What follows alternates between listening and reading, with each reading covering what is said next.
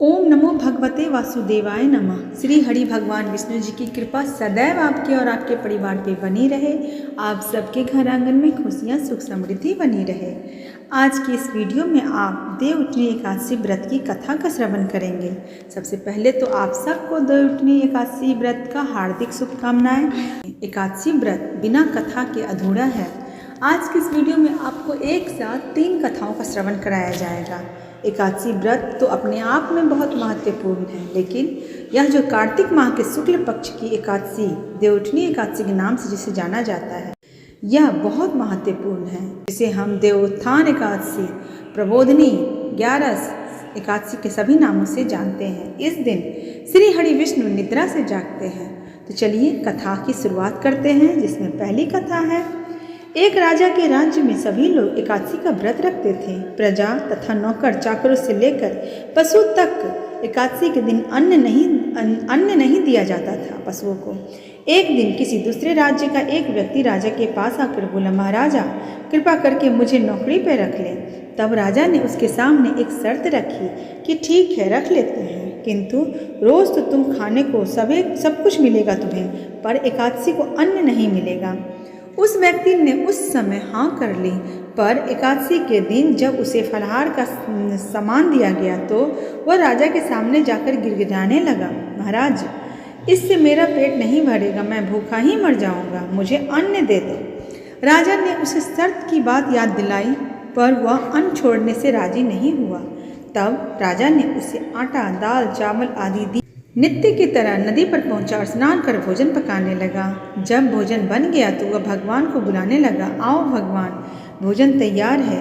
उसके बुलाने पे पीताम्बर धारण किए भगवान चतुर्भुज रूप में आ पहुँचे और प्रेम से उसके साथ भोजन करने लगे। भोजन आदि करके भगवान अंतर्ध्यान हो गए तथा वह अपने काम पर चला गया। 15 दिन बाद अगली एकादशी को वह राजा से कहने लगा कि महाराज मुझे दुगुना सामान दीजिए। उस दिन तो मैं भूखा ही रह गया। राजा ने कारण पूछा तो उसने बताया कि हमारे साथ भगवान भी खाते हैं, इसलिए हम दोनों के लिए यह सामान पूरा नहीं होता। यह सुनकर राजा को बड़ा आश्चर्य हुआ। वह बोला, मैं नहीं मान सकता कि भगवान तुम्हारे साथ खाते हैं। मैं तो इतना व्रत रखता हूँ, पूजा करता हूँ, पर भगवान ने मुझे कभी दर्शन नहीं दिए। राजा की बात सुनकर वह बोला, महाराज यदि विश्वास न हो तो चलकर मेरे साथ देख लें। राजा एक पेड़ के पीछे छिप कर बैठ गया। उस व्यक्ति ने भोजन बनाया और भगवान को शाम तक पुकारता रहा, परंतु भगवान न आए। अंत में उसने कहा, हे भगवान, यदि आप नहीं आए तो मैं नदी में कूदकर प्राण त्याग दूंगा। लेकिन भगवान नहीं आए। तब वह प्राण त्यागने के उद्देश्य से नदी की तरफ बढ़ा। प्राण त्यागने का उसका दृढ़ इरादा जान शीघ्र ही भगवान ने प्रकट होकर उसे रोक लिया और साथ बैठकर भोजन करने लगे। खा पीकर वह उसे अपने विमान में बैठाकर अपने धाम ले गए। यह देख राजा ने सोचा कि व्रत उपवास से तब तक कोई फायदा नहीं होता जब तक मन शुद्ध न हो। इससे राजा को ज्ञान मिला कि वह भी मन से व्रत उपवास करने लगा और अंत में स्वर्ग को प्राप्त हुआ। देव उत्थान व्रत की दूसरी कथा। एक राजा था, उसके राज्य में प्रजा सुखी थी। एकादशी को कोई भी अन्न नहीं बेचता था, सभी फलाहार करते थे। एक बार भगवान ने राजा की परीक्षा लेनी चाहिए। भगवान ने एक सुंदरी का रूप धारण किया तथा सड़क पे बैठ गए। तभी राजा उधर से निकला और सुंदरी को देख चकित रह गया। उससे पूछा कि हे सुंदरी, तुम कौन हो और इस तरह यहाँ क्यों बैठी हो? तब सुंदर स्त्री बने भगवान बोले, मैं निराश्रिता हूँ, नगर में मेरा कोई जान पहचान नहीं, किससे मैं सहायता मांगू? राजा उसके रूप पर मोहित हो गया था। वह बोला, तुम मेरे महल चलकर मेरी रानी बनकर रहो। सुंदरी बोली, मैं तुम्हारी बात मानूंगी, पर तुम्हें राज्य का अधिकार मुझे सौंपना होगा। राज्य पर मेरा पूर्ण अधिकार होगा, मैं जो भी बनाऊंगी तुम्हें खाना होगा। राजा उसके रूप पर मोहित था, अतः उसने उसकी सभी शर्तें स्वीकार कर ली। अगले दिन एकादशी था। रानी ने हुक्म दिया कि बाजारों में अन्य दिनों की तरह अन्न बेचा जाए। उसने घर में मांस, मछली आदि पकवाए और परोस कर राजा से खाने के लिए कहा। यह देखकर राजा बोला, रानी आज एकादशी है, मैं तो केवल फलाहार ही करूँगा। तब रानी ने शर्त याद दिलाई और बोली, या तो खाना खाओ, नहीं तो मैं बड़े राजकुमार का सिर काट लूँगी। राजा ने अपनी स्थिति बड़ी रानी से कही तो बड़ी रानी बोली, महाराज, धर्म न छोड़े, बड़े राजकुमार का सिर दे दे, पुत्र तो फिर मिल जाएगा पर धर्म नहीं मिलेगा। इस दौरान बड़ा राजकुमार खेल कर आ गया। माँ की आंखों में आंसू देखकर वह रोने के कारण पूछने लगा तो माँ ने उसे सारी वस्तु स्थिति बता दी।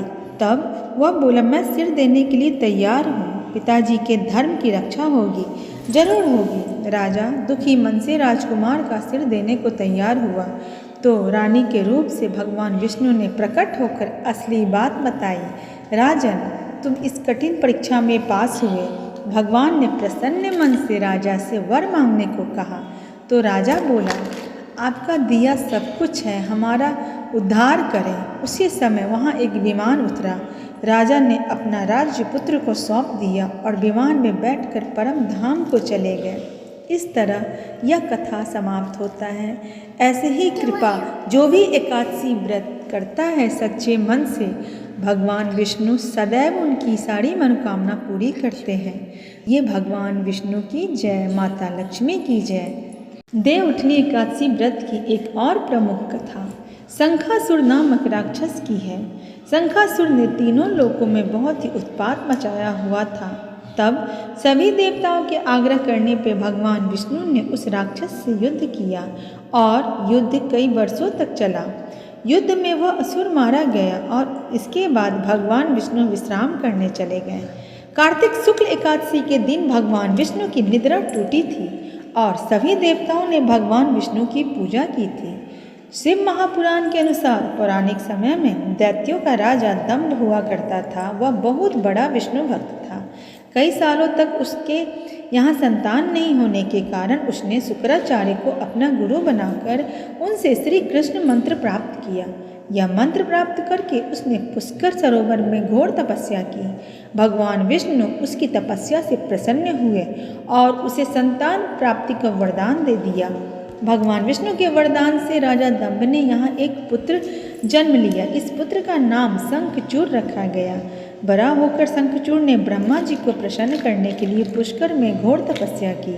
उसकी तपस्या से प्रसन्न होकर ब्रह्मा जी ने उसे वरदान मांगने को कहा। तब शंखचूड़ ने वरदान मांगा कि वह हमेशा अजर अमर रहे और कोई भी देवता उसे नहीं मार पाए।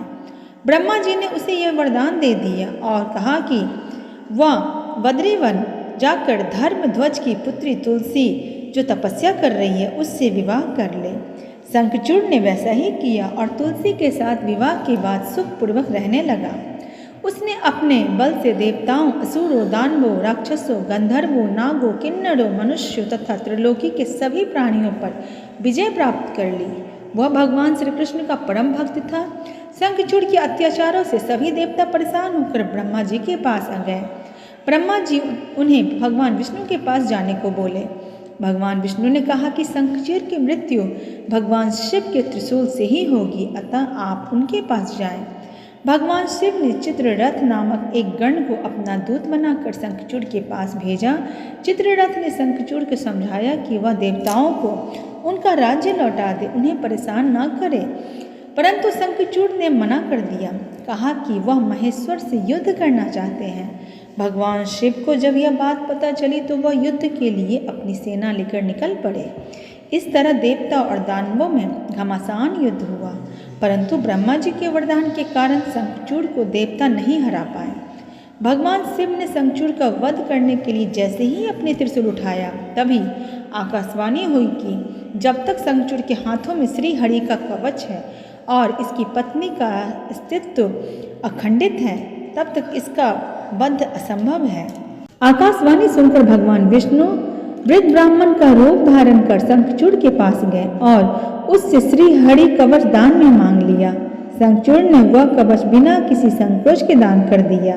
इसके बाद भगवान विष्णु शंखचूड़ का रूप बनकर तुलसी के पास गए। शंखचूड़ रूपी भगवान विष्णु ने तुलसी के महल के द्वार पर जाकर अपनी विजय होने की सूचना दी। यह सुनकर तुलसी बहुत प्रसन्न हुई और पति रूप में आए भगवान का पूजन किया व रमन किया। ऐसा करते ही तुलसी का अस्तित्व खंडित हो गया और भगवान शिव ने युद्ध में अपने त्रिशूल से शंखचूड़ का वध कर दिया।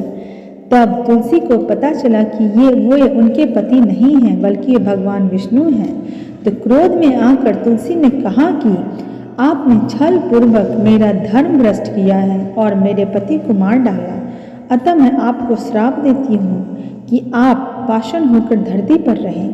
तब भगवान विष्णु ने कहा, देवी तुम मेरे लिए भारतवर्ष में रहकर बहुत दिनों तक तपस्या कर चुकी हो।